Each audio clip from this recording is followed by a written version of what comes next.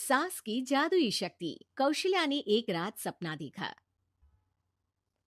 कौशल्या राजपूत, तुमने किए हैं जीवन में अच्छे अच्छे कर्म, इसलिए अब से जब तुम चाहो गायब हो सकती हो, जिसके लिए तुमको सिर्फ चुटकी बजानी होगी और चुटकी बजाते ही तुम गायब। बस एक बात का ध्यान रखना, जहां तुमने कोई गलत काम किया तुमसे ये शक्ति वापस ले ली जाएगी। कौशल्या की नींद टूट जाती है। ये कैसा सपना था? गायब हो जाऊंगी मतलब? हे भगवान! कंबल ओढ़ के सो जाती हूँ, सपना कंबल के अंदर नहीं घुस पाएगा। कौशल्या डर के मारे कंबल ओढ़ के सो जाती है। सुबह कौशल्या मंदिर जाने लगती है। अरे बहू, जल्दी चल, भिखारियों को खाना भी तो खिलाना है। हाँ माँ जी, अभी आई। आज तो खीर और पूरी बने हैं, सब खुश हो जाएंगे। दोनों सास बहू कार से खाने का सामान लेकर मंदिर पहुंचते हैं और भगवान की आराधना के बाद मंदिर के बाहर बैठी भिखारियों को खाना खिलाने लगते हैं। दीदी, आप हर हफ्ते आते हो, इतना सारा करते हो हम लोगों के लिए। मैं आपके लिए रोज अलग से दुआ मांगता हूँ। ये तो फर्ज है हमारा। दीदी, थोड़ी पैसों की मदद हो जाती तो अच्छा होता। बड़े चौराहे पे मेरी बीवी भीख मांगती है, उसका इलाज करवाना है, 100-200 रुपए लग जाएंगे। कौशल्या उसी वक्त भिखारी को 500 का नोट दे देती है और दोनों सास बहू वहां से लौटने लगती हैं। तभी कौशल्या को कोई शंका होती है। अब बहू रुक, तो मैं अभी आई। कौशल्या वापस वहीं जाती है तो देखती है कि भिखारी वहां है ही नहीं। कौशल्या को रात का सपना याद आता है। वो चुटकी बजा के गायब हो जाती है और सीधे भिखारी के पास पहुंचती है, पर भिखारी को वो दिखाई नहीं देती। कौशल्या देखती है कि भिखारी उन पैसों से शराब खरीद रहा है और कौशल्या उसे वहीं एक चाटा मारती है। अरे कौन है बे? एक और चाटा पड़ता है। अरे कौन है? कौन है? हिम्मत है तो सामने आओ। भिखारी को झूठ बोलने पर तड़ातड़ चांटे पड़ते हैं। वो वहां से भाग खड़ा होता है। कौशल्या चुटकी बजा के वापस बहू के पास आ जाती है और मन ही मन सोचती है, ऐसे तो मैं कितने गलत काम रोक सकती हूँ, कितनी ताकतवर हूँ मैं, किसी को पता भी नहीं चलेगा। सासू माँ, आप क्या सोच रही हो? अब कुछ नहीं, कुछ भी तो नहीं। ठीक है, मुझे ना थोड़े पैसों की जरूरत थी। मेरे कजिन भाई है ना, उनकी तबीयत थोड़ी इधर उधर हो रही है।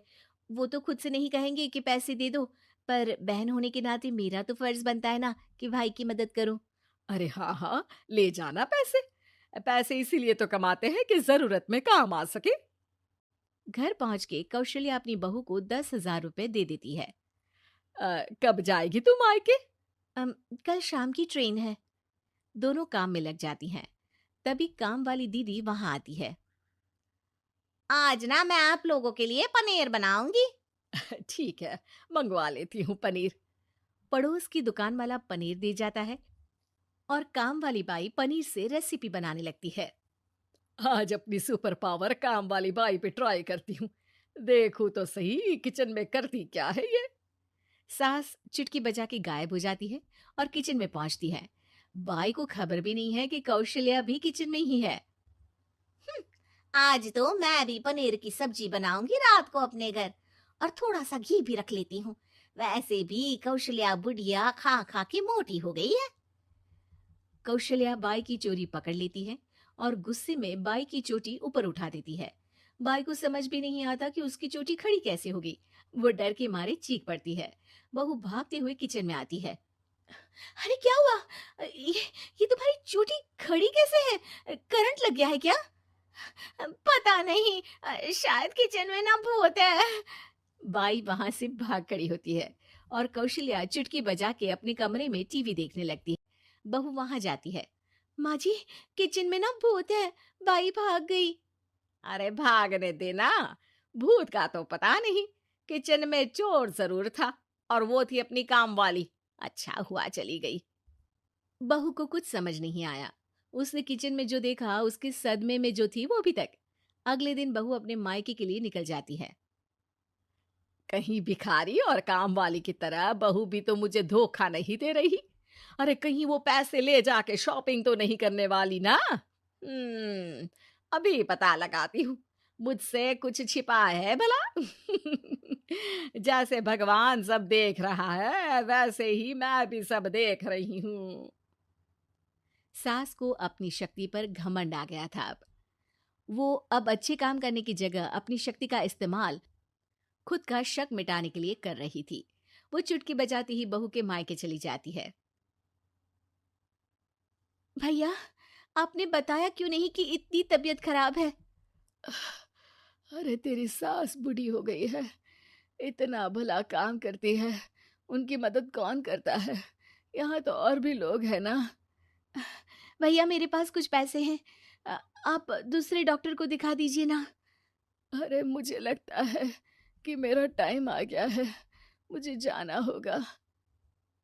कमरे में भाई की आत्मा को लेने यमदूत आ चुके थे। कौशल्या भले ही किसी को नहीं दिख रही थी, पर यमदूत ने उसे देख लिया। यही आत्मा है शायद, परछाई दिख रही है, पहले ही तैयार खड़ी है। अरे आप कौन हो? यमराज का नाम सुना है? हैं? आप यमराज हो क्या? नहीं, हम उनके यहाँ जॉब करते हैं, आत्मा उठा के ले जाते हैं डिलीवरी वाले।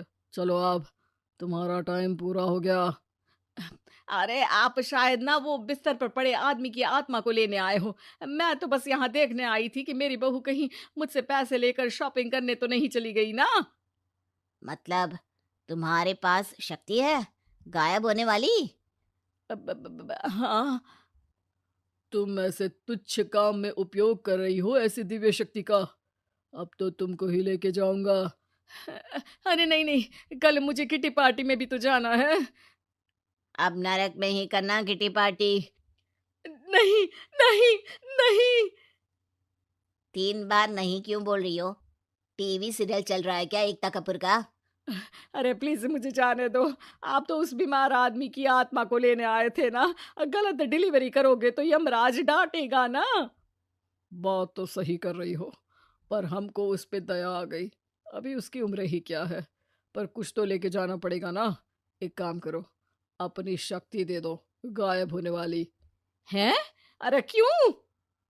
तुम पृथ्वी लोक का भ्रष्टाचार रोक सकती थी, चोरी रोक सकती थी, अरे कोरोना रोक सकती थी, पर तुमने अपनी बहू की जासूसी करना शुरू कर दिया। अरे लेकिन किंतु परंतु। यमदूत सास की शक्ति लेके वापस चले जाते हैं। कौशल्या की परछाई हवा से नीचे गिरती है और जमीन पे आते आते कौशल्या का शरीर सामने आ जाता है। अरे लग गई, कितने ऊपर से फेंका। माँ जी, आप यहाँ ऊपर से कैसे गिरी? अरे समधन जी, आप अचानक कमरे में। सब घबरा जाते हैं। सास बहू को सारी बात बता देती है। ये लो आपके 10,000 रुपये। आपको मुझ पे इतना भी भरोसा नहीं है? अरे बहन, मुझे दर्द नहीं हो रहा है, अब अचानक से सब अच्छा होने लगा है।